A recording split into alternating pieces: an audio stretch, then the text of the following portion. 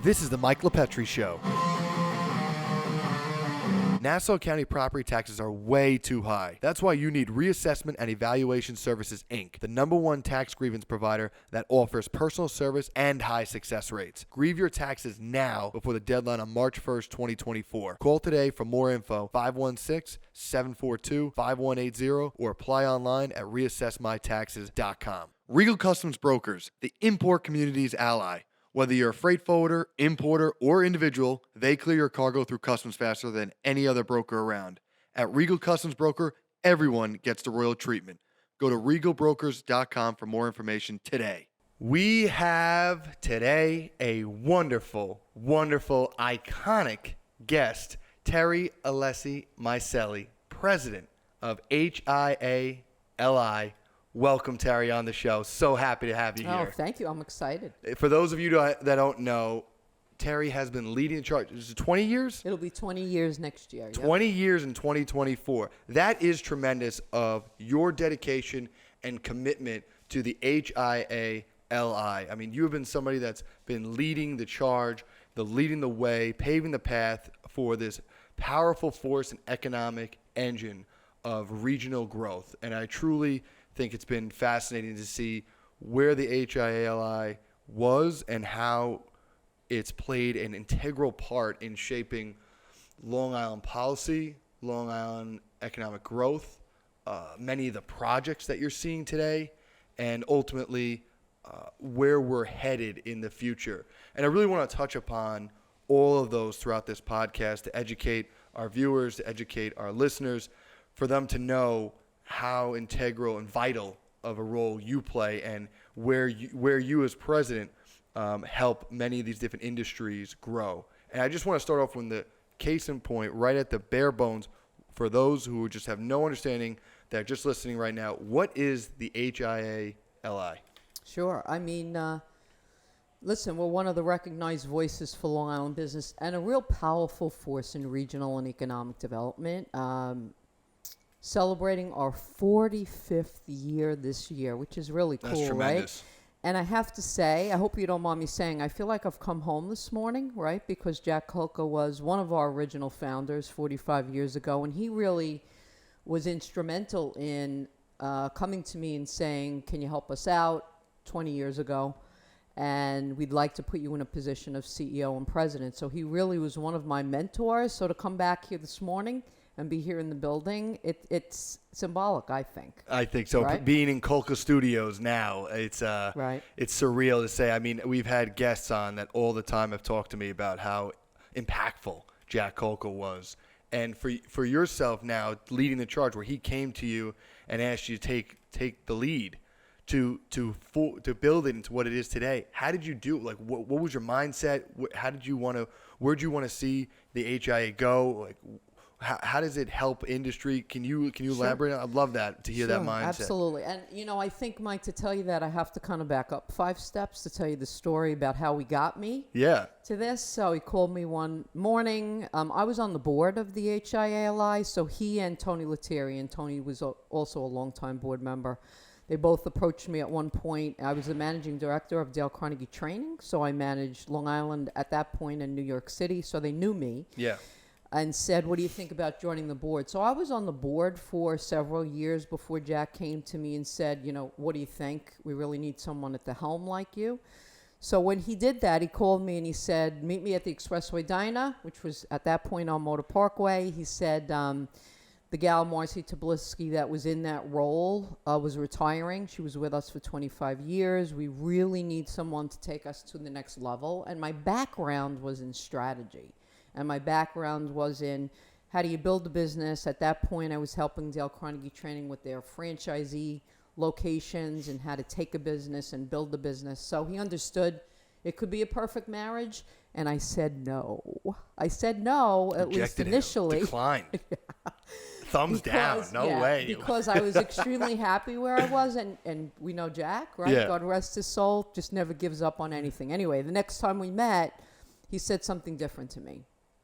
What he said was, you and I, meaning he and I, had the same vision of really developing the HIA-LI into something that we knew it could be. It had a great foundation, but it really needed some processes in place, and it needed someone who was able to do that internally, but also would be an external person to really go out and really talk to dignitaries and really talk to leaders. And really, I came, quite frankly, with both because of my training at Dale Carnegie Training. So it was a very different discussion the second time. And he said, you know, you can say no to me if you want, but I think you really want to say yes, because one of the things that he knew that motivated me was to take something small and make it much larger, and really look at the HIA-LI as an organization as it is, I believe, today, which is a force to be reckoned with. So I said yes, and we began to work on, I think, task forces and strategies really that put us in the forefront of what's going on Long Island. So it was the best decision I ever made. Because HIA was formed to advocate for the Hauppauge Industrial Park, which is now Hauppauge Innovation Park, correct? Absolutely. And which people don't realize is how many businesses, how many employees, how many industries. I mean, it's crazy. It's 55,000 employees in just all the Hauppauge Innovation Park, all these different businesses, sectors, trades.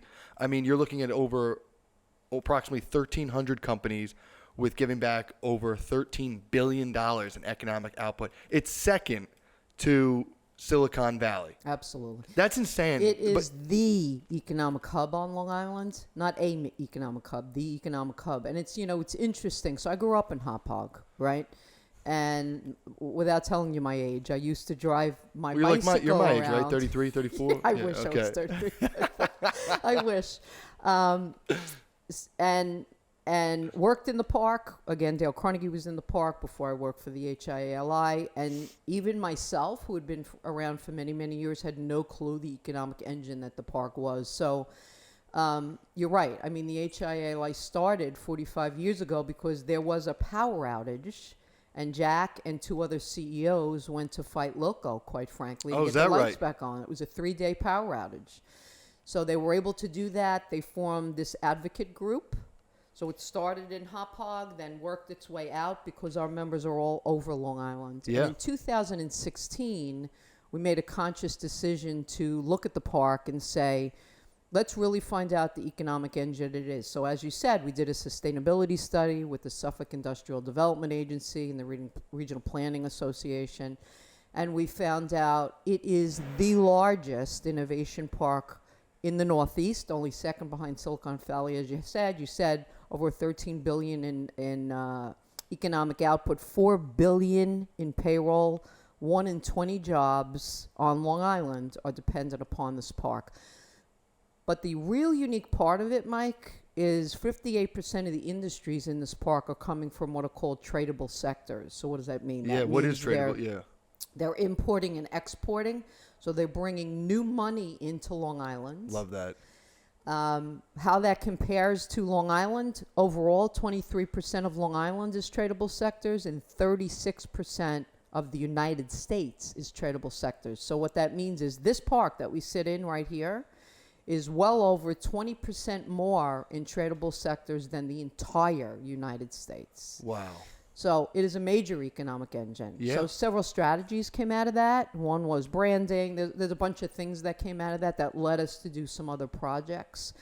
But what it also led us to do is really help. So if you drive around the park today, you'll see many buildings going up, large buildings going Right. up. And really that's came all from the sustainability study and reaching out and saying, let's tell people this story. Let's help them understand. It got us grants. And it got us many other things to really help the park out. Yeah. How does that affect, I guess, relationships with Suffolk County government, as well as state government, even relationships with the federal government? I mean, we're such a hub, but I don't know if people realize that, let alone our local government officials and all, but even just the regular residents. And then you said it's all across Long Island. Some of the companies too, where they go into Nassau as well, or is it exclusively just Suffolk? Like, how does that all work with in terms of getting that message out that we are here and we're a big deal? Right. So I think several ways, and we have a lot more work to do. There's the great news, right? Yeah. So I agree with you. I still meet people on a daily basis who see the park, they know it's big, but they really have no idea those statistics I just It's shared enormous. with you. Yeah. So, I mean, we've done several things. The first thing we did after this sustainability study came out is we ran a legislative breakfast to talk to the Assembly, the legislators, certainly the county executives, as well as people coming down from New York State to talk about what this looked like, but more importantly, to talk about what are the strategies that need to come out of it. So, when you think about something like that, we got the ear of Steve Ballone, very good friend of ours. And I have to tell you, what I'm the most proud of is that this project, when it began, was one of the largest, and he'll tell you that, one of the largest that came from being extremely bipartisan, right? It didn't matter if we were Democrat or Republican or conservative or a little bit, it didn't matter. What mattered is we were all working in the same direction to help this innovation park be realized and become what it was. So we got the attention of many of the dignitaries. That's how it started. Right. And then we began to really look at how we can find out more about what's going on inside the park, right? So the companies inside the park. So I started to just travel into the park and go and take pictures with people and go and interview CEOs. It's amazing. We have someone in the park, Tiffin Manufacturing. They manufacture all of the cameras for Hollywood, and they have 3 Emmys. Right here? Right here in the What's park. the name of the company? Tiffin Manufacturing. Tiffin. Yes. That's insane. I didn't even know that. Yeah. We have Contract Pharmacal, which is a huge pharma company that does all aspirins, does Dramamine, does right here in the park, 1,500 employees. That's crazy. 12 locations. I mean, the things that we found out, Mike, were absolutely incredible. Yeah. I will tell you what we're working on now as it relates to the park is 2 things. One is branding the park. So when you drive the park, you see a lot of flags out there. Yep. That was a campaign that we ran to really help people understand when they physically and aesthetically drive through the park what it looks like. We're going to do some brick and mortar type signage as well on the outskirts on Motor Parkway.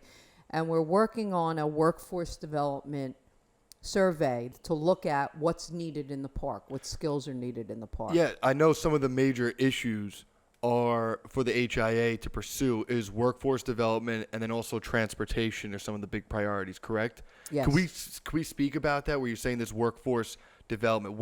How does HIA foster that, encourage it, build it? Like, can you elaborate now on? Sure. I'm very curious about with that development because something that I think you've seen with the whole Great Resignation now from 2020 and the pandemic, that many of these companies are looking for skilled, quality, dedicated employees, workers that are going to be able to help grow these different industries to become better, to provide better economic output, economic gains for Long Island, and I'd love to learn more about that. Sure. I mean, it's a passion of ours for several reasons. So the way we've impacted, I think, workforce development inside the park first is that we met with the town of Smithtown. We helped support an overlay district. So they looked at 13 parcels to be able to build apartments inside this park.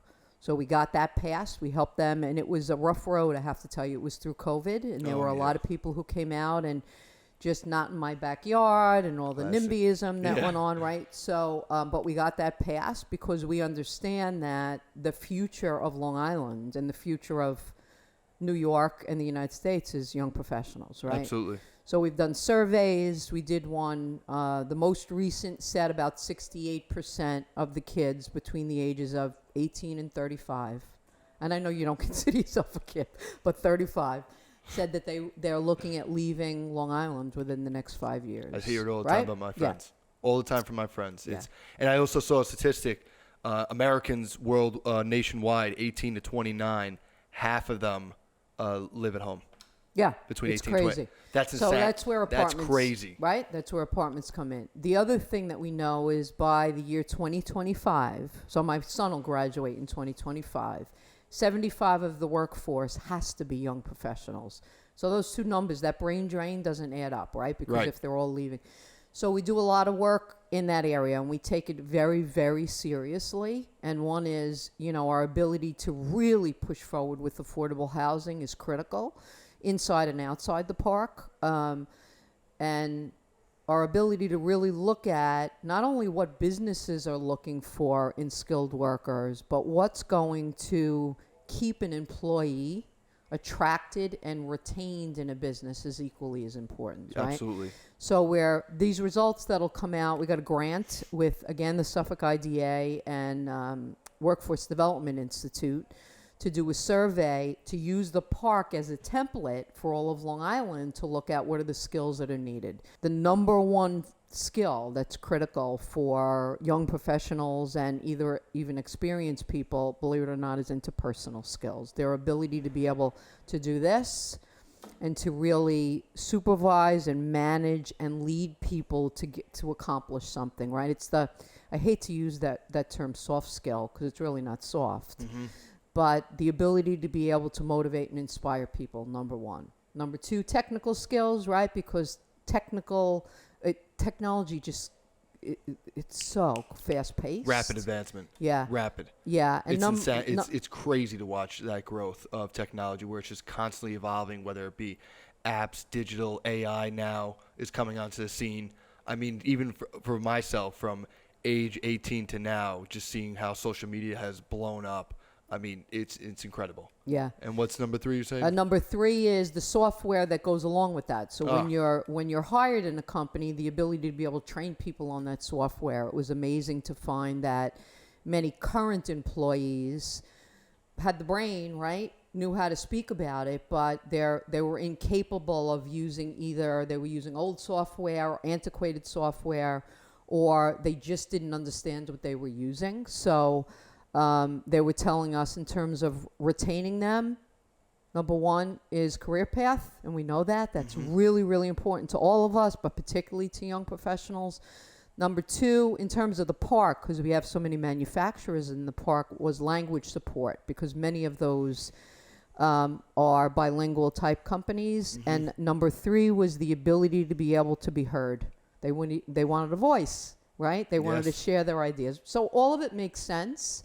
What we'll do with that, I'm not sure yet, because this is new and the results are just coming out. But the important piece, I think, Mike, is that it's really important for an organization like ours to be on the forefront of that.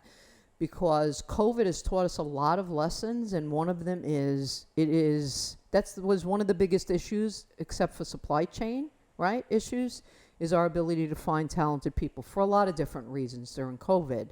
But we have to figure this out. We have to figure this out, or Long Island will not be an island for young professionals, and Long Island will not continue to thrive. Right. Now, if we we take it seriously. Yes, because if you have that brain drain, and then you have a more aging population that is remaining on the island, you have a enormous gap in terms of how does anything move. Right. If nobody is there to get on the road and drive the car, then we're in serious trouble. I mean, everybody else is just a passenger then. That's how I look at it, as we have to get ahead of the curve here, and be able to attract the younger generation, retain them, remain here. And I find that interesting too. Does this merit a discussion as well with the state in terms of policies? Because there's a Siena poll that came out last month or a couple months ago that talks about how the cost of living, many New York State residents are all complaining about the cost of living, and now that all stems from government and government policies.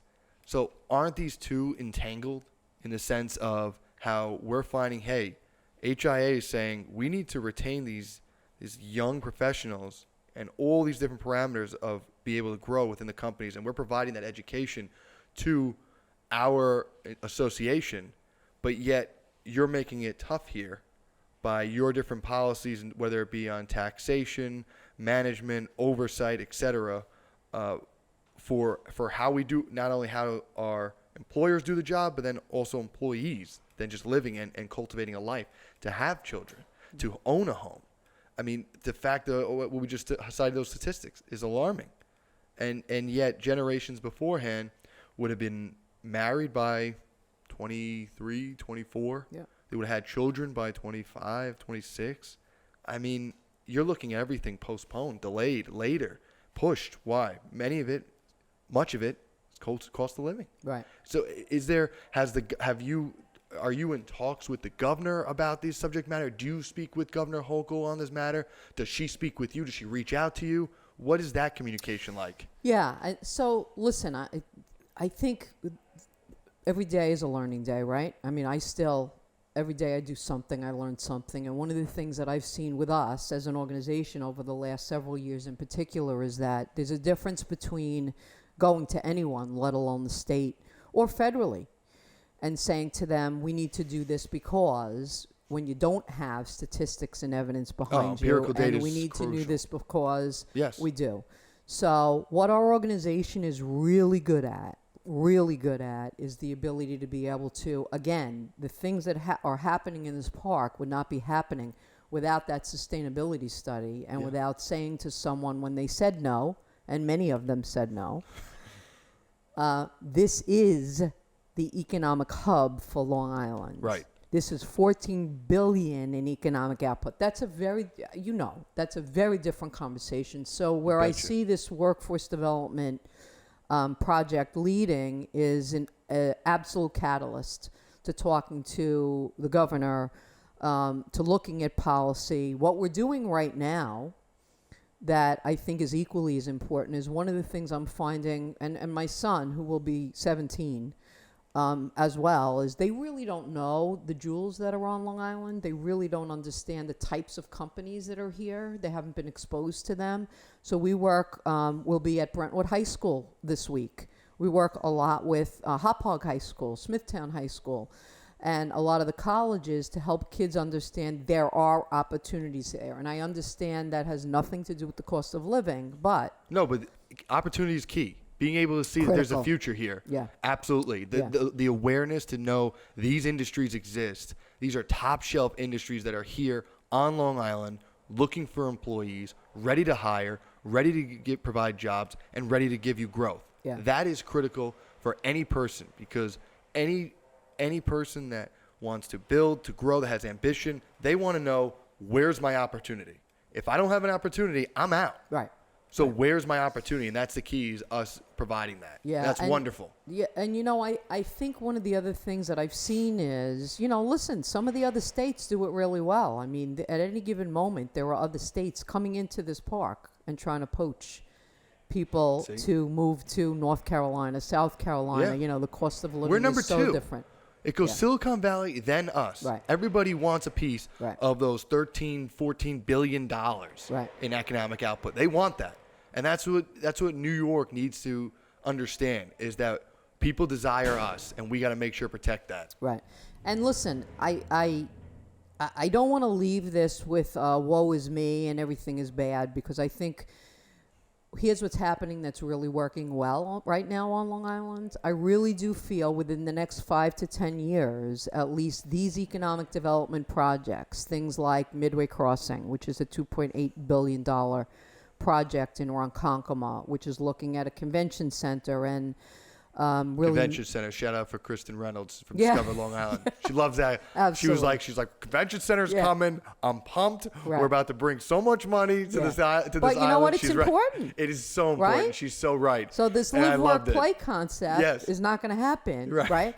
So, part of that is looking at the north terminal of the Long Island MacArthur Airport and, just Shoregate, station yards, the work that Culca Construction does. All of those projects will help our kids. Yes. Right? And that's what we're fighting for, quite frankly. Yes. So I will say that post-COVID, we've seen a lot of movement in terms of putting up apartment buildings and some policies, good policies that have changed about affordable housing and things like that. So I think there's some cool stuff on the horizon. I think we have to continue just to fight the fight on a daily basis, and really to help government understand that we're here. Long Island is here. We need money to come down from New York State. We've talked about that for years. Yes. Right? So, but I think all these projects help. What about transportation? I know that was another equally important priority. Absolutely. Of transportation. And everyone knows on Long Island, it's just about you drive everywhere. But is that just because our alternative travel is just antiquated? Is it poor? Is it what are your thoughts about transportation, and what are some of the priorities for HIA? Yeah, I think it's a combination, Mike. I think for years on Long Island, we haven't necessarily made infrastructure a top priority in the past, right? So roads were roads, potholes were potholes. The expressways had 2 lanes and not 4 lanes, things like that. Although a lot of money is coming down the pike from COVID, which is great, and we're fixing some of that. So that's one thing. I think the second is we still are not a walkable place. So if you go, you can say a lot about New York City, but if you go into New York City, when a young professional lives in Astoria, which is up and coming, right, in Queens or New York City, they can walk everywhere. They really don't need a car, most places, because of the transportation. Now, is it easy to get around? Not necessarily. So I think it's a combination of both our ability to create, again, walkable towns, which goes back to economic development, and also just work on the infrastructure at the same time. We are, as the HIA-LI, beginning to work on, again, we always use the park as a template, so that it can then migrate itself out to Long Island. We've done several things. The simplest of which is we've worked with the bus companies, with Suffolk Bus Transportation, to look at what's going on in this park, what buses are needed, because a lot of the manufacturers literally have bought their own buses to bus people in from Queens, their workers in from Queens. It's crazy. Wow. We worked with Circuit, which is an organization that got a grant for electric vehicles. So starting right now, we'll have electric vehicles in the park. That's excellent. With stations in the park. I mean, this is all up and coming, very important things to look at transportation. I was talking. I had some other guests on in the past, and I've talked about ideas in the sense of adapting to our AI technology and software, where I'm wondering if we can create bus systems or car systems that are the autopilot that follow certain routes, but then also adapt to ping calls. Yep. Where on the phones, if instead of following a necessary route, and you realize the upcoming route, there's nobody there, you can find an alternative route that's faster to then pick up the passengers. So it expedites, it creates a more point-to-point centric connection in transportation. So, absolutely. I mean, wow. AI, in fact, I will tell you that both the HIA-LI and the LIA are collaborating, and we're going to have some big program. I know it's February. I don't know the exact date yet. In February. To really talk about AI and how it'll impact Long Island. So this is one of the solutions I think that would be great. Yes. And I see that AI will be used all over the place, right? So again, I think the next 5 years it's gonna be crazy with the will technology. Be incredible. I think, although I know, we avoid politics, but I think if we can get some other things in order, quite frankly, and I feel strongly about that, that we have so many opportunities here, Mike. Yes. So many opportunities here, Mike. And I go back to, my ultimate goal as the leader of the HIA-LI before I leave would be to create opportunities for people, young professionals, and my son, if he wants to stay, right? If he wants to stay, that he has the ability to be able to stay. So I think there are some things in action. I think we have a long way to go. Yeah, I think we have a long way to go, and it's about making sure we create opportunities, like you said, for our youth. And I wanted to just also touch upon something that the HIA really provides in those sense of opportunity. You host an annual business trade show and conference that blows. It's just amazing. It's so big. It's incredible with the connections that you can be provided.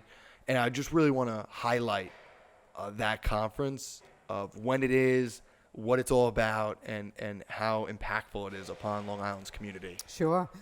Very proud of it. Absolutely. So it started many years ago. I'm not even quite sure what year we're in, but I mean, it's close to probably 41, I would think. That's maybe. crazy. Yeah. With literally an idea at our board meeting. One of the board members said, wouldn't it be great if somehow we got these members together all in one day or in one morning at that point, and they were able to do business more instantaneously. So almost an upscale networking event, not just a, hey, Mike, let's shake hands and talk, Yes. but an ability to have a longer type of deeper conversation. A real dialogue more than just a superficial, hey, how are you? What are you about? Oh, this is what I'm about. Great. Talk to you later. Right. It's now a sense of what some of your upcoming projects, what are you looking for? What do you need? What voids you need to be filled? Right. So, and at one point we added an economic development aspect to that where we do programming.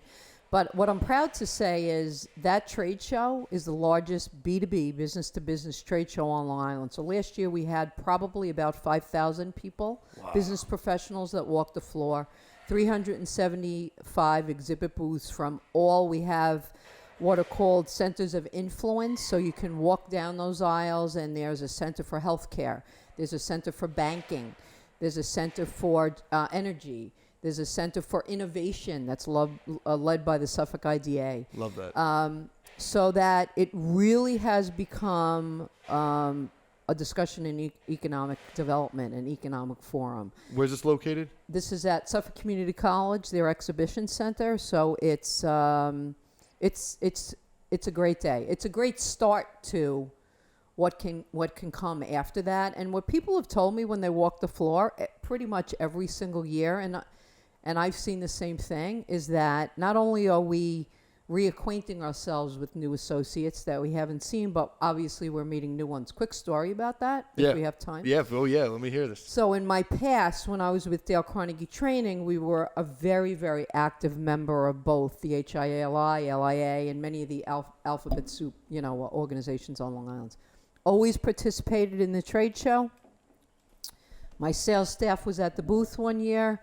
Gentleman walked over. His name was Jimmy Tedesco. He ended up being a good friend of mine after that. He was an SVP at Computer Associates. That conversation with my sales team led several months later to the largest global contract Dale Carnegie has ever seen in history, right there at the trade show. Wow. So, I've seen it firsthand. I think that's probably one of the reasons why I'm so passionate about it, that things like that, when you work them, it works, right? And when you really follow up and do the right thing and have these types of conversations, it's incredible when you get the right people in a room, in a conversation, what can happen. I will tell you, I'm so proud of what we've done at the HIA-LI because I feel we are so action-oriented. We have the ability, because we have the right people surrounding us, the ability to be able to take a problem, look at an issue, not just talk about it ad nauseum. And, that happens a lot online. We talk about it. But create a task force, get the right people in the room, and do something about it, right? And say to ourselves, okay, what's the first step? Is it a report that'll tell people what's really going on here? Or is it going to the governor? Or is it... my dad told me many, many years ago, and I thank him, he's still alive, every day, surround yourself with good people. That's what we do. Yes. That's just what we do. Having the right team is crucial. Absolutely. to developing action. That's incredible. When is this held every year? It's the Thursday before Labor Day. Okay, so Memorial Day.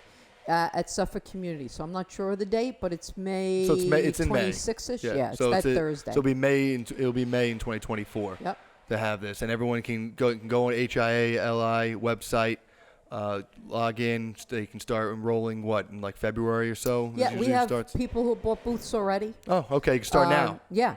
I mean, and listen, they can do it the old-fashioned way. Believe it or not, they can still call us, and the value That to exists? that, right? That exists. It's 631-543-5355. But the reason I bring it up is because we have a great team that really can sit with them and talk about what they want to accomplish there. Do they want to do a breakout session? Do they want to? What do they want to show in their booth? What do they want that booth to look like? I mean, they're really good at it, and I really think that really is the success of the show itself. Well, Terri, this has been absolutely incredible to learn all about how integral HIA-LI is to building out Long Island, to building out business, the economy, keeping, retaining young professionals.